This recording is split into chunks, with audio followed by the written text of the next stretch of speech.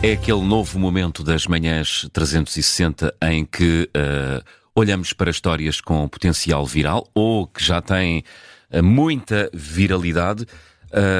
Vou começar eu, pode ser, com uma história que li no El País, Claro. que tem tudo para ser um filme. Se tiver um bom argumento, até pode ser um bom filme. É uma história triste, mas que ainda no mundo real ainda não tem fim. Vamos começar pelo princípio. Sim. Então, o espanhol Miguel Carmona ofereceu-se para combater na Ucrânia, chegou em março ao território ucraniano e faleceu há mais ou menos um mês, no dia 10 de junho, na frente de batalha em Donetsk.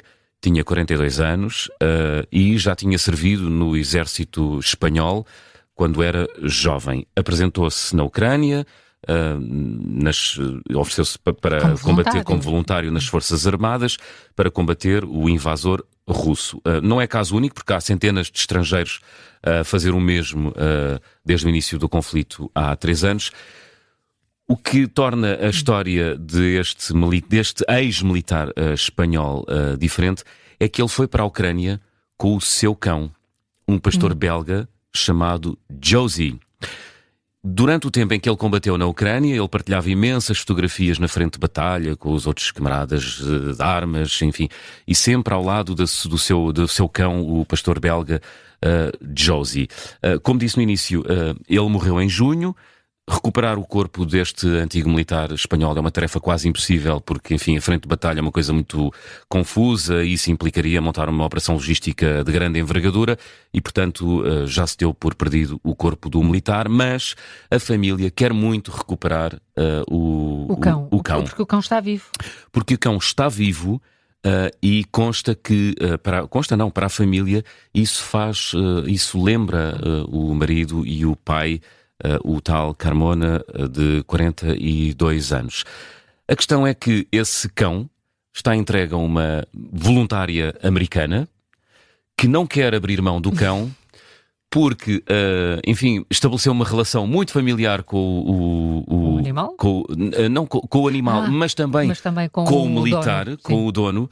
E depois ela diz que isto levanta uma questão que é: como é que nós podemos devolver um cão que foi treinado e que serviu durante um ano nas Forças Armadas e é, portanto, um cão militar, entre aspas, que vida terá este cão na vida civil, digamos assim? Portanto, há aqui muitas questões, enfim, uma grande discussão. Aparentemente a família está apostada em fazer tudo para recuperar este cão, está disposta a ir à Ucrânia, está disposta a ir até à Polónia, enfim, é uma história que tem aqui um potencial muito grande para ser um bom filme. E que há de ter um desfecho, eventualmente. Curiosa essa história. Olha, não se fala de outra coisa aqui, nós temos tido muitos julgamentos, ou há muitos julgamentos a decorrer, que têm centrado muito a nossa atenção. No caso do julgamento da Operação Marquês, temos falado muito de Susana Seca, a magistrada que está a dirigir os trabalhos, e tem havido assim um bate-boca forte entre ela e José Sócrates, sobretudo. Quem é que é Susana Seca, esta magistrada? Ela tem 52 anos, começou por ser advogada e exerceu entre 1989 e 2003. Tinha, de resto, um escritório na Rua João Crisóstomo, em Lisboa. Depois optou pela carreira judicial, descrita pelos colegas como discreta, trabalhadora, avessa à exposição pública. Nota-se, não é? Nota-se. Eu não vi uma fotografia dela ainda. Não viste. Podemos cruzar-nos com ela no elevador, não sabemos que é. Temos uns retratos feitos pelos ilustradores que estão a acompanhar o processo e é precisamente isso. O Expresso tentou fazer um perfil com Susana Seca, falou com ela e ela recusou ser fotografada. Portanto, ela defende mesmo que a exposição pública não faz parte da profissão, muito embora, e é do pouco que se sabe sobre a magistrada, ela já tem no currículo um julgamento a envolver um ex-governante, não com a dimensão de José Sócrates, mas no caso foi Miguel Macedo, ex-ministro do PSD, foi julgado e absolvido no caso dos vistos gold, mas o caso que envolve Susana Seca foi outro. Ela condenou a jornalista da CMTV, Tânia Laranjo, pelo crime de desobediência, depois do canal ter divulgado imagens do interrogatório judicial a Miguel Macedo. Provavelmente lembram-se todos, o caso foi a tribunal. Susana Seca justificou a condenação condenação a uma pena de multa com o facto de Tânia Laranjo não ter pedido autorização para transmitir as imagens. Foi, de resto, a primeira vez que um jornalista foi condenado em Portugal por divulgar este tipo de imagens, sendo que este caso ainda não está fechado. 5 anos depois desta condenação, precisamente em novembro do ano passado, o Tribunal Europeu dos Direitos do Homem considerou que a decisão da magistrada não era necessária em democracia e violava até o direito à liberdade de expressão. O caso ainda não está fechado porque a justiça portuguesa ainda não se pronunciou depois disto, mas é muito pouco o que se sabe sobre o nome que tanto temos repetido na última semana ou nas últimas 2 semanas. Agora já sabemos mais um bocadinho. Sabemos mais, mas muito pouco ainda. Mas eu acho que a tentação de muita gente no início, e foi a minha também, quando se soube o nome da magistrada, é pesquisar sobre ela, o que é evidente, não é? Muito perceber, pouco. Associar um rosto ao nome de alguma maneira, e impossível, de facto. Não. Impossível. Há este trabalho no Expresso. É raro hoje em dia, com redes sociais e tudo, é muito raro. Toda a gente tem pegada digital, aparentemente quase toda a gente. E são opções e absolutamente legítima a opção de... Claro que sim, não é nada obrigatório. Paulo, vais à Espanha, não é? Porque há uma história a marcar a atualidade espanhola, não é? Que corre muito não se fala de outra coisa. Não se fala de outra coisa. Torre Pacheco, o nome é tão português, e mesmo a escrita Pacheco, à portuguesa mesmo, à portuguesa. A ver aqui não um é X, se fosse na Galiza, não é? Galego. Mas não, Torre Pacheco, a terriola de que se fala, terriola porque são 40 mil habitantes, é uma pequena localidade em Espanha, na província de Múrcia, portanto ali na costa mediterrânica.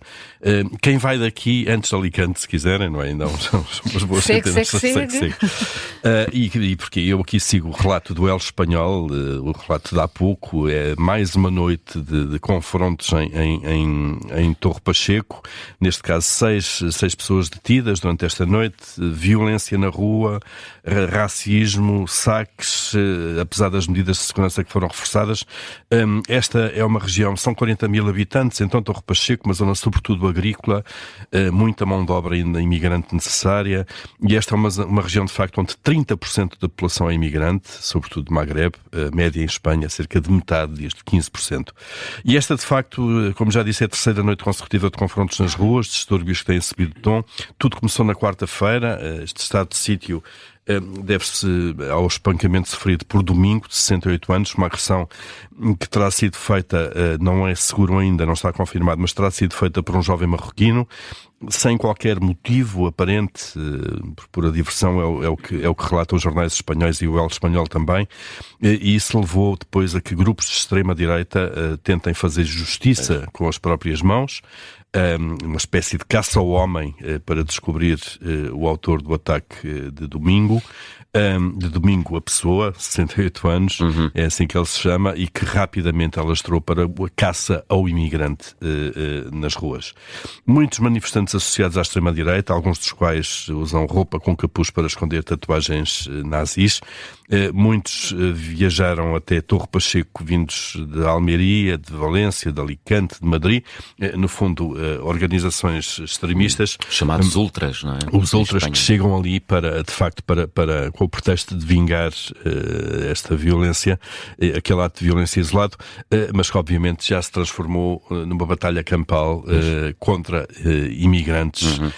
Na madrugada desta segunda-feira, o autarca realizou mesmo uma conferência de imprensa improvisada para informar que 4 novas prisões tinham sido feitas nas últimas horas. Isto eleva para 6 o total de detidos nestes confrontos, 1 marroquino e 5 extremistas, todos de nacionalidade espanhola.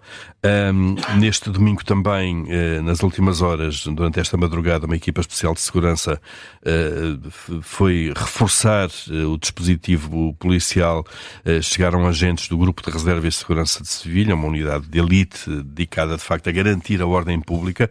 Aliás, este caso transformou-se também, obviamente, naturalmente, num confronto político-partidário, entre o Vox contra a imigração, o PSOE, se quisermos, e o próprio PP a apelar à calma. Tornou-se também numa discussão política sobre até que ponto é que o governo central espanhol não reforçou a segurança nesta zona quando começaram os confrontos, e portanto digamos que também nada disto é novo. Tem havido tudo: pedras arremessadas, coquetéis Molotov, lojas saqueadas, seja que tipo de lojas forem. Aliás, a reportagem das últimas horas do El Espanhol começa precisamente com o dono do Dom Kebab, uma loja de imigrantes dedicada precisamente a kebab, que foi também ela, neste caso, saqueada e, no fundo, vandalizada por grupos extremistas. Além das lojas, equipamentos partidos, carros vandalizados, contentores e caixotes de lixo incendiados, e neste momento nas ruas ou grupos extremistas organizados já se opõem também grupos de imigrantes, numa batalha campal em que as autoridades tentam conter, até agora sem sucesso, como temos visto.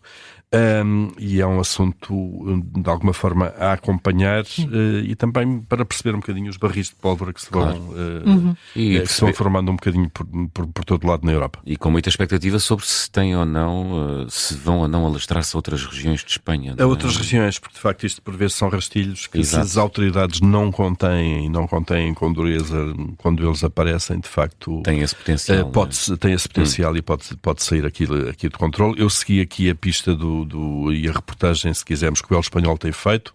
A última foi mas já publicada, mas está em todo lado. Não se fala de outra coisa. Não se fala de outra coisa, basicamente.